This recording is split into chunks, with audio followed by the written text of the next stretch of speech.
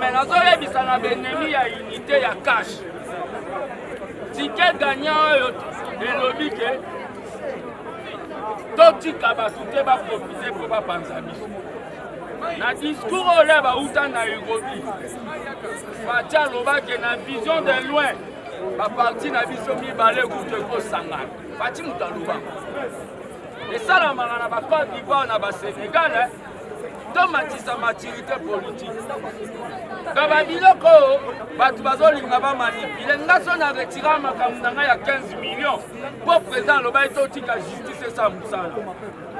Ngana justice te naza juge te même avocat. Ya mondo moninga na ye ezate po boke rochela ngaba titre mabeti. Ezate ke na ye a ko soutenir o balobi Vital Kamerhe. Na ye comme tout citoyen na tala ndenge justice est démarré na RDC. Les bandits na sommet. Yo mutozo me la champagne pour la caméra. Yeba pe. Yo po yaki na makambo balobi ya 10% bombo yango ekomi. Liesa punda memai. Et kozwana yo. Donc eza makambo mo boto za na biso tranquille. Je crois bien ndenga za na kutu. Azane très tranquille. Donc affaire à suivre les gars. Bon les kambasu, nous bana kolo ba ba justice. Baye bake bango pele ba osama oyo. Soki eza na boule moko ya bakinga kati te to sala bwe po créer incident entre UDPS na soto timbelo même yo juge ba okanga. Parce que selon ba information eza na ba juge musu batika na bagwa kinga kati. Dongo kinga kati. Soka ye na maka mema likambo ngo pe komisa biso na batu na biso ya INC Tomé Géry biso tozo tala ngana za na gardien du temple na liaka nange pa mututé ndenga za donc ndenga za boye na yewa comme un homme libre donc bon il y a un peu de problème qui se passe.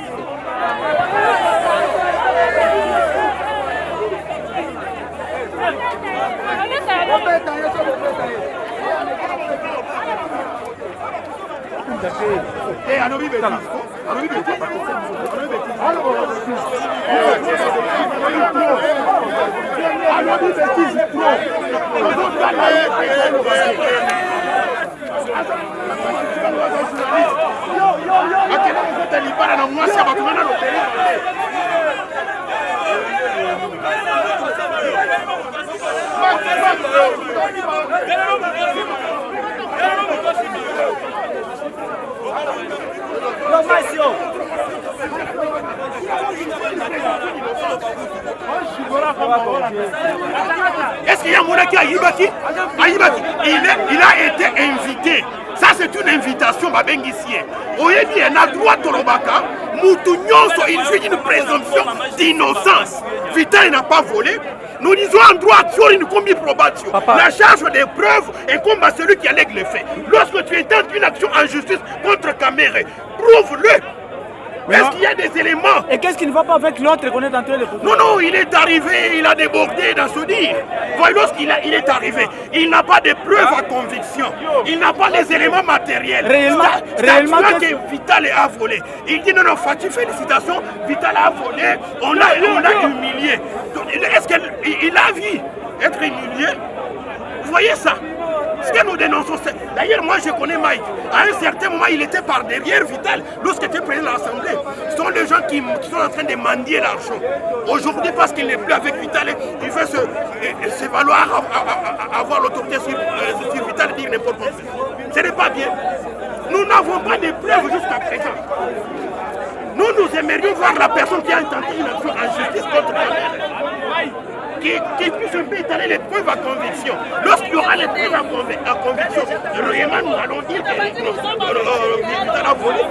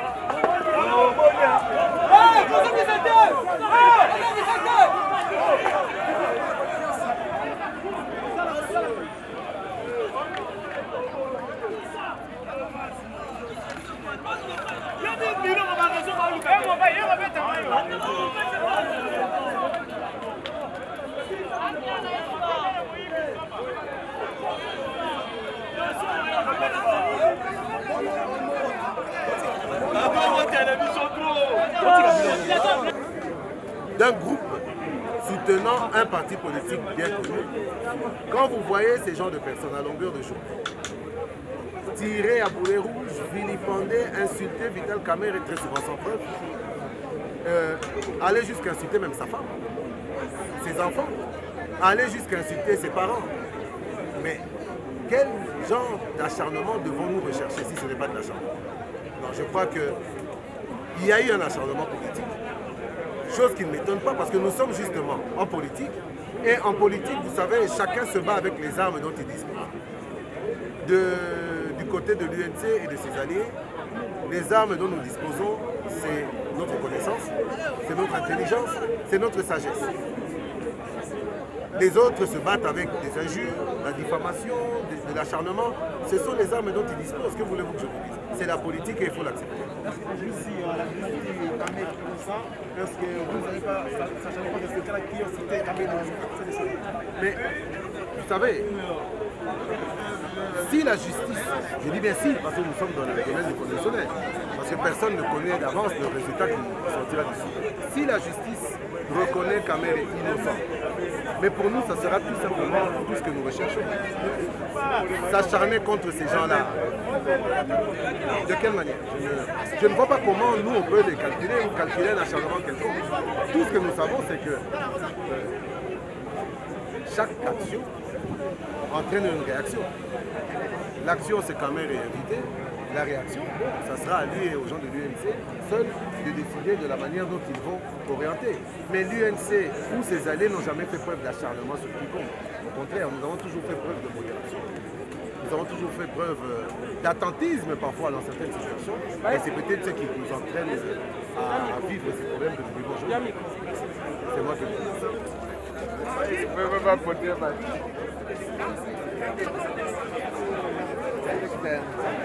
Tu es bien Vital Kamerhe Azadi convoqué. Non, c'est une invitation en tant qu'État des droits pour lesquels Vital Kamerhe a milité. Il s'est rendu à Koufimouana Mouka à côté de Mabélé pour l'État des droits. Il y a un étoilé. INC, peuple, il y a un calme. Ceux qui ne sont pas beaucoup de parti Nabiso, ils ont organisé avec toutes ces instances de communication. Bakopé ça, mot d'ordre, les pas et les choses à faire. Na minute où tu regardes ma invitation, en dehors d'invitation, et là il y a sécurité, montre à la calme, mais tous à la et qu'un fait l'homme, tous à la politique, voilà là, au kangilis moko, si c'est malis muso kufungama. Puisque tu vas na biso, basaba tu mabe, basaba tu pelengendu, basaba tu maïla butu, mais tu connais que ça va manquer, tous à l'ensemble, tous à la carte à vérité, tu connais pas monter na souka, mais tu kolonga bango. Oui chef, bonjour. Bonjour. Tomonio présent à la 4e rue, tu es la situation tu es là. D'abord, merci mingi Nandenge autant dans le micro na yo. J'espère que lobby na les gars na chaîne na bino pour na ko décrier ba irrégularité ou ezaki ko entacher invitation au parquet général ya Matete et adressé qui na président national ya parti na biso mona mboka Vital Kamerhe et to ebisaki bino que soki basali makambo ndenge longo bani ndenge ezalaka ndenge loi esengi président Vital Kamerhe en tant que républicain, en tant que respectueux des textes, akoya ko se présenter pour éclairer justice. Le col a recadré tir na bango, ba changer fusil na bango de Paul, yango bomoni lelo président Vital Kamerhe aye ko répondre à l'invitation à parquet à Matete. Sikoyo bokomi tuna pourquoi biso ba membre ya UNC, biso jeunesse ya UNC toye ebele pourquoi toye parce que invitation à Libosio déjà et la kisaki ba irrégularité ebele elakisaki que manipulation ya justice ebandi kosalama yango biso jeunesse toye mpona koencadrer mpona komettre hors d'état de nuire baofficine nyonso oyo bazokoen vouloir na Vital Kamerhe. Toyebi que Vital Kamerhe n'agit pas pour son propre compte. Vital Kamerhe agit pour le compte et pour le nom et pour le compte du président de la République. Donc, Vital Kamerhe n'a pas de pouvoir propre à lui. Il agit au nom et pour le compte du président de la République. Donc, ce qu'il est là, Vital Kamerhe aïe, c'est parce qu'il n'a rien à cacher, aïe qu'on éclairer justice. Et biso, tu as la confiance dans la justice, et tu as dit que tout va bien se passer. Le coup là va revenir à l'ordre. Voilà un peu le retour et tu as dit que la suite à ma campagne et biso UNC biso base ya Vital Kamerhe toza toujours wana pona ko accompagner pona ko fungola misu et que dongolo misu a profiter na confinement omoni ba jeune base na UNC ba ye ba braver coronavirus parce que to ko tikate pendant que tu bundi pour instaurer l'état de droit et quelques brebis galeuses il y a besoin de sabiso un système auto décrié qui a régime passé il y a PPRD il y a Kabila besoin de sabiso sur un système il y a manipulation de justice on a tout lingate on a tout tikate il y a moto yé to accompagner leader na biso to yebi que il n'est pour rien na makambo nyonso ezali ba tireur de ficelle ba manipulateur o bazali ko banga respect à texte auto signé na bango yango bali ba induire président de la République na ba donc de Vital Kamerhe a juste qu'on répondre à invitation à parquet parce qu'il n'a rien à cacher. Tout ce qu'il fait c'est au nom et pour le compte du président de la République. Et le président de la République a signé le logo Vital Kamerhe a signé le logo sans avoir le président de la République. Mais il y a certaines personnes qui ont libanda qui Vital Kamerhe a yibi moyibi et l'incouté na code pénal na biso vol les années infraction. Koyiba, on est dans l'ingala, en français, ils allaient vol et ils allaient punissable. De même, détournement, ils allaient infraction pénale. Mais nous, il faut qu'on prouve en matière pénale, preuve et Kataramakam. Si Yokoya Aïbi a détourné aux preuve mon côté. Président de la République, il y a partout, ils allaient coller, ils allaient interview, ils allaient au sala, ils allaient en Amboka, ils allaient pas en Dazolo Baki, ils allaient au CPN, ils allaient Vital Kamerhe, ils allaient au CLA.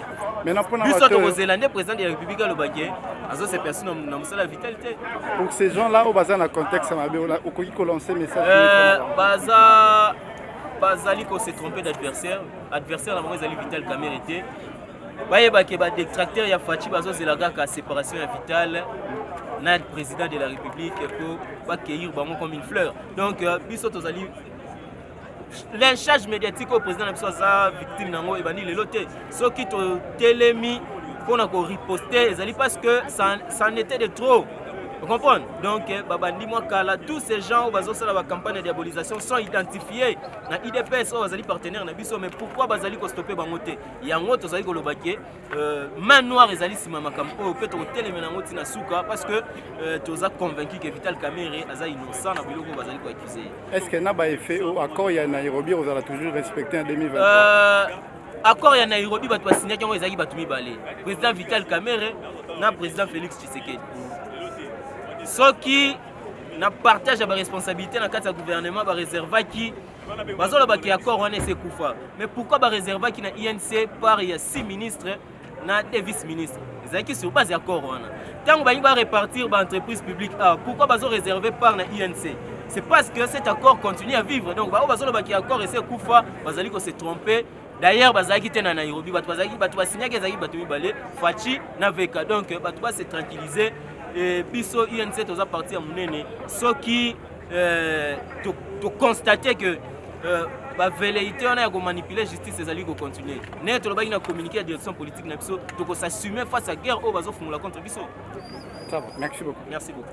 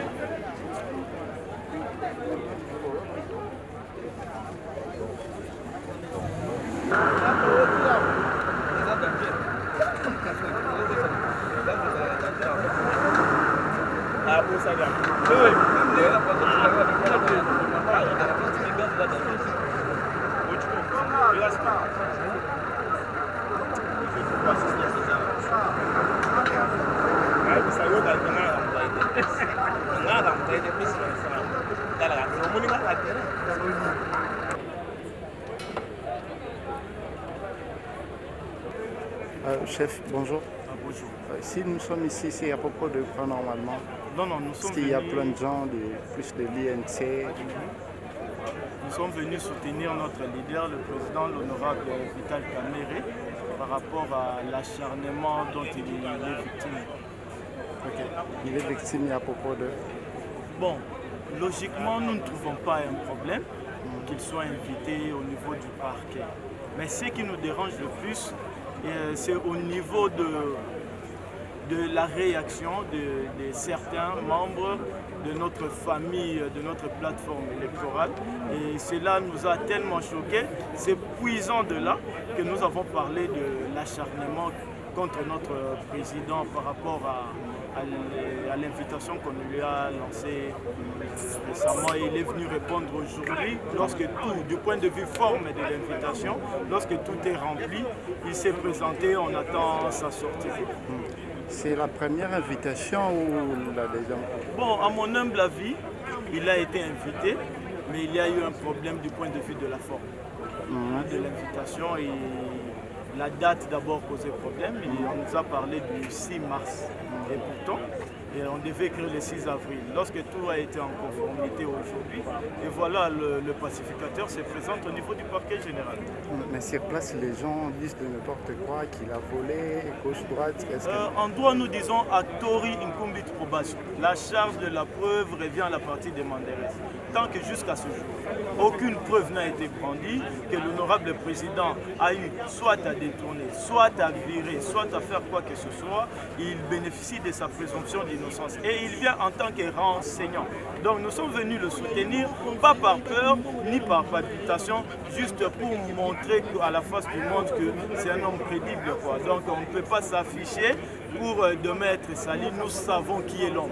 De ce procès-là, nous sommes derrière lui. Certaines personnes disent que tout ça c'est à cause de l'accord de la Nairobi. Est-ce que c'est vrai?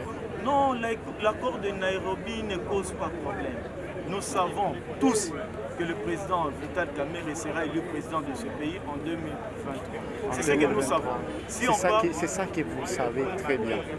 C'est ça que tous les gens de l'INC savent qu'en 2023, non, il y aura ce n'est pas Vital tous les gens de Kamerhe. l'UNC, c'est tout le peuple congolais qui savent. Tous les peuples congolais. Oui, que le président Vital Kamerhe sera président. N'importe quel parti. N'importe quel parti. Ils le savent, quelle que soit la. Est-ce que vous croyez en vous que les gens de l'UDPS vont voter Vital Kamerhe comme président de la République? Bon, pour être président de la République, cela ne dépend pas de l'UDPS. Ça ne dépend pas de l'UDPS. Cela dépend de la population congolaise. Tant que nous savons, étant en famille avec l'UDPS, nous savons que le président Vital Kamerhe sera président. Donc par là, vous voulez dire que l'accord de Nairobi est qu'en 2023, tout le monde votera M. Vital Kamerhe? Tout le monde, y compris l'UDPS. Y compris l'UDPS. Le peuple congolais savent. En termes de cursus, là, c'est à propos de leur accord à Nairobi. Non seulement par rapport à l'accord de Nairobi, je disais même en termes de CV. Le président Vital Kamerhe, il n'y a pas un seul de politicien qui peut se comparer au président Vital Kamerhe. Mais s'il faut aller à la méritocratie. Quand est-ce que la personne est proclamée président de la République? Lorsqu'il est voté à la majorité. À la majorité. Simple, il faut préciser. Mais pas avec les accords. Non, les accords, c'est pour des plateformes politiques, des plateformes électorales. C'est pour plus se renforcer. S'il vous plaît, soyez un peu bilingue. Nous sommes tous des Congolais. Oui, merci. Voter, mais pour après un temps fait comme Yannick, il y a Antoine. Vous êtes d'accord avec ça? Bisso, président Vital Abimisa Kabila, président de la Mboka. Lelo Tshisekedi Azali, président. Technique nyonso wana CV na ye eza plein et bien garni pour que aye beloko esengeli pona kozala mokonzi mboka. Donc il a fait ça pour que lui aussi soit président. Lelo CV na ye etondi pe expérience aza na la campagne électorale, campagne esalemaka mpona baindesi.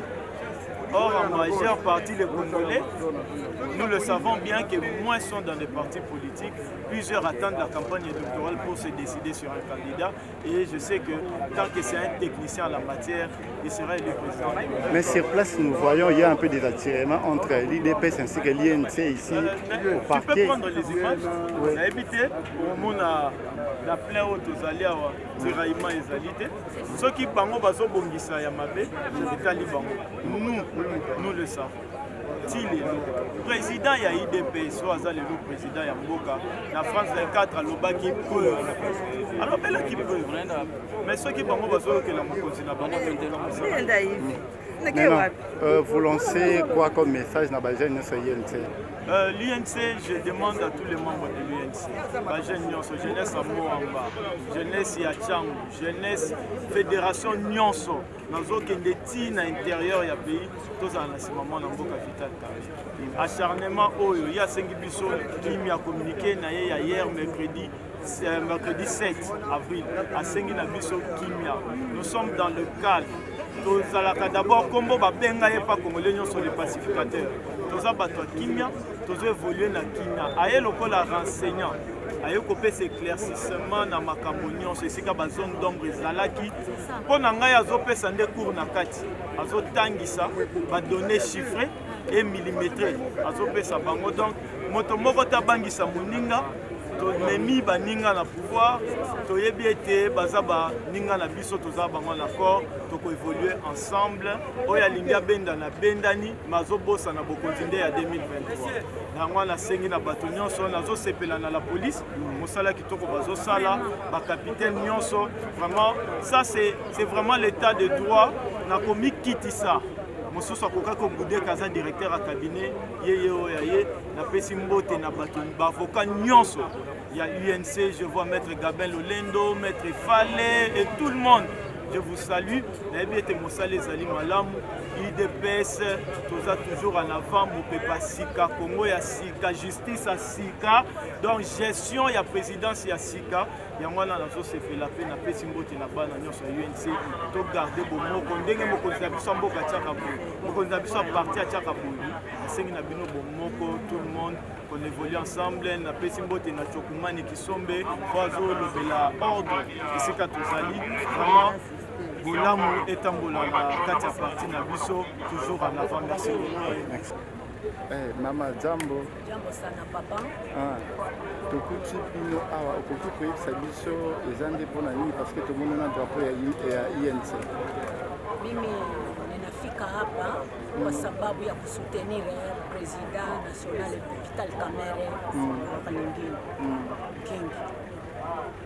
Nina mshangao sana kabisa kwa kuona vraiment kwa mema yake yenye anaendelea kufanya kazi na kuheshimisha nchi yake ya Kongo.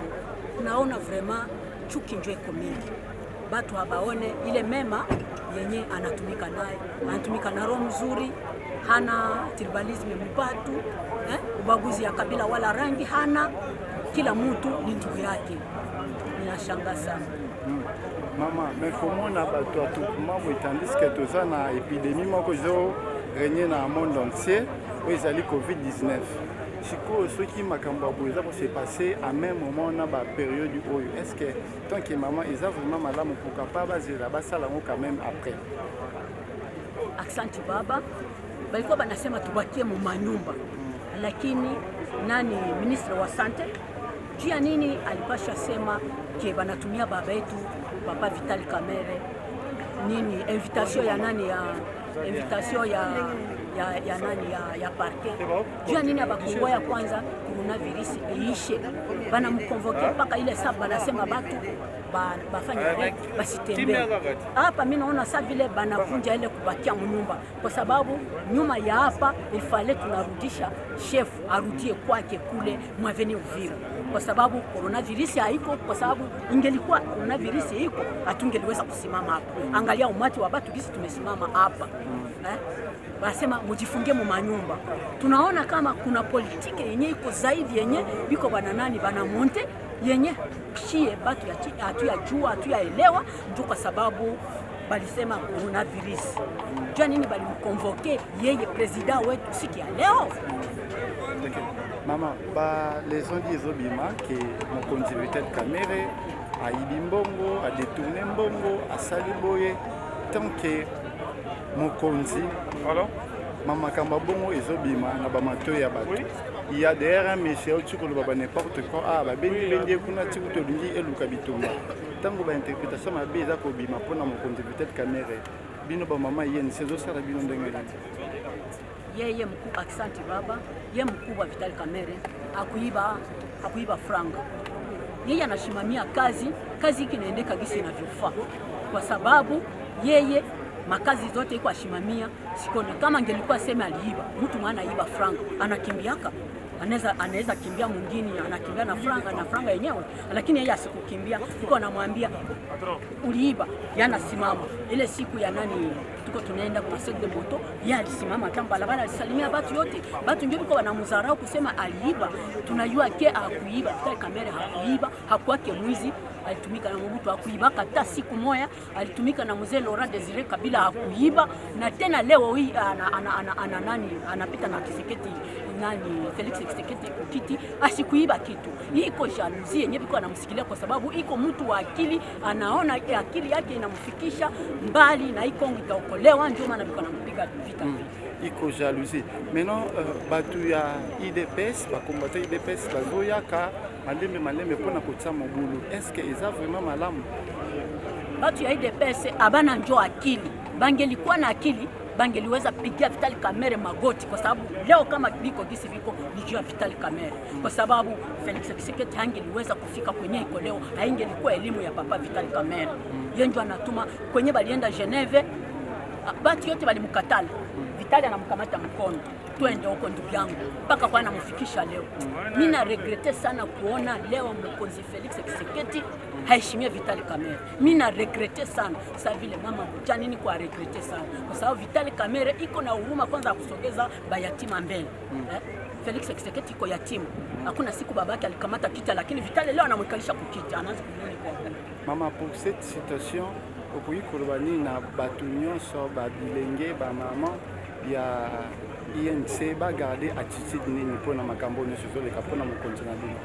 Mimi sasa vile nitaweza sema na watu ni kusema tuombe Mungu tu, kwa sababu Mungu ndiye analindia mwanadamu.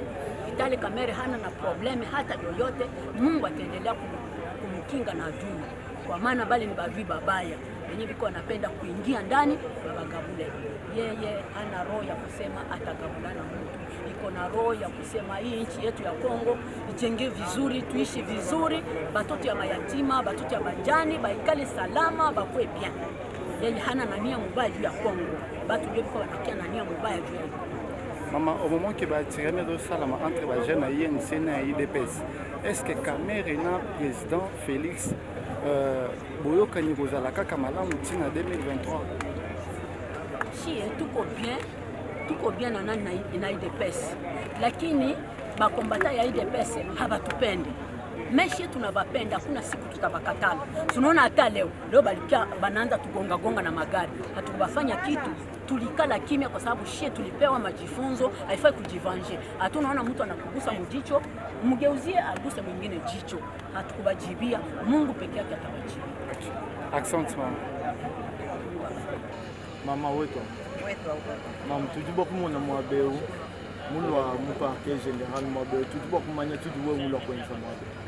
Eyo papa wangu twasakiliza wabunyu mwabeu njumulwa wa mfuma wetu. Ani president wa INC Union pour la Nation Congolaise Vital Kamerhe tujibadila mwabeu wadu bamutumira invitation mudu mwabeu mudu kuitaba ku parke wa limete batu bada kumushindilisha kacha wabwera munda katuna banji kumwa ya chinchi ipita mwa kati mama wetu tujiba monani tuvuni alliance bana betu ba mu IDPS kaji pinjo tujitumona ba combattant ba kwa kubajiba lwa ba milangi la police muko ata milangi mwabeu tujiba kumanya impression we ba tujiba mu mona mo acta ou tujiba kwamba Même si nous avons des informations qui sont campagne, nous avons président du Parlement de vous. Nous avons des bantu bapenda kamera, bapenda bashimina kamera, malo amatu, bantu kabundu tuma. Kintu etu ba Parlement de vous. Chinti muma ya chintu achi. Ok, c'est que logiquement, des ordres du Fitakana, du IDPS, Kabundu du bâtiment, président du Parlement de vous, mouvement. Au président du Parlement de vous, du Mwamba Nankwa, bantu bapenda vital. Bena kabundu chini bantu benda kabundu muiba makuta musumba matere adia nayi mukingabwa uju wibaka pinje uye uju amba ni kamera muiba makuta yeye muiba makuta ni 5 milliards ndiye wibaka nsuye ni kabui abindi mulonda kuji president wa Parlement de vous wa kula chimbo. OK, donc message kai ujuwa kwa kutumina kujibena IDPS tonje kubangi kujibena UNC bana betu bons ba mu UNC message kai ujuwa kwa kubakisha to asadikira papa bena mu UNC ndi mwakuba pesha message dimuma ya jitu kujibali ya mu Genève ba signer bon tout comme ba combattant toi kutuma mail ni caméra a retirer signature. Tu vas pas manier Félix Penda ou tu m'as pas retiré. Moussans Wenda, toi tu dis bien à INC. Bena tu s'en bats à IDPS, bena quoi Félix. Toi tu quoi bien la caméra, ouais tu moi toi tu mon papa ouais tu. Ou à quoi retirer signature. Binje ou bena IDPS pas bon, pas quoi bien la wabuni à retirer signature. Bon, tu tu dis putain entre Félix ni caméra selon politique, bah vous y a quoi se retrouver mon Nairobi. Mon Kenya. Bakuya muntu akumva mikenji ya kuloni to bakuenza alliance wabu voncha kwamba ni kamere ni kala premier ministre Félix président ni kala twetu bapeti ma voix et tout on soit bena INC tu bapesha Félix bon pinje u tukatumona tukati ni coalition bitu bala kumona pinje bila kulejibwa après balo twetu ba combattre ka tu ba manya malo a coalition twetu ba manya malo a coalition tu va kubi benga avant tuju mala kumanya coalition de selon ma accord abwa atibo ba signer ma accord abwa chintu caché ka tu ba manya to ba kwenza ma accord abwa u to akulo kumanya ni kuji coalition bo ba kwangata primature tu va twetu bena INC kwa kwangata pinje après 5 ans kamera penda ni kala candidat pinje utokuna pinje mu 2020 tukatuye mu 2021 bobu bena kabundu ka wenza malu anunkwe boba kwata president Kamer boba mukwata amanya ni tuji tufa babuni et puis wewe Félix mwabo jumusombawo boba kwata Kamer c'est toi Félix wewe kijuma kuitaba ni bakwata Kamer bwadu nani akolo ni basinye ni Kamer après 5 ans et ça Kamer pinje wewe mumona ni kujinshintu kula mikwa kutumwa kubikira kamera nene kuyikini tukatumbo ni kamera muiba makuta bamu convoquer wakula mwabeu ufika mwabeu kache kamera wabwela munda kimwanshi kupatukato pinje mwabeu katwe na banshi kumanya ni chijibishi wali kwetu bamonya ni paji muntu ulamba nzolu twana twanzolu tulwesu tenda mamwenda wanzolu ujimunshi walwesu pikala we ujimunshi walwesu ujimuteka tu kabundu tu twana teba twanzolu kulu wa kwamba ni trouble nani wabana ba INC antuka kabya kwikala bimpato et puis umanya ni paji muntu wenda ni mikolu ibichi woba mukosa mukolu mana shaba mupesha beton kakuka kwenda kabiji ma distance kamera uva mukolu weba uva de pe droite weba pinje paji boba kosa kamera bena damuka kimba so wewe ni kamera kabila kimuswe kamera kajiwa mumbo ni wewe wakukuluka sinyo mwana nubantu aba bali ku récupérer kabidi kamera balu bamumanya ni homme fort wewe il faut kangula mess parce que kukosa relation weba ni kamera twetu ba Congolais kato na nchakwa kula to balu tu batuku mabikashi wa kwamba ni wewe wakupatuka mfumo wa jitu twetu ba mona lelwe wakula she kamera kato na kabidi nchakwa kula to tuji ba mona groupe wa bantu ba IDPS wa kwamba ni tuji bena IDPS balo ni mabwa balo ni milangi ba kwa bati ni twela balo ni baloku huko mabena INC ngani jumutu tumani kabundu jumutu tu est-ce que bientôt il pas tout benza accord balo bonenda kana ni kamera misoko yonsu nweza ma campagne kuvwa malo atwela kuvwa malo amabwani era menshi pinga na kunyima bangala bakuba wimba musambu ni tala sima zonga mutu Merci, merci maman.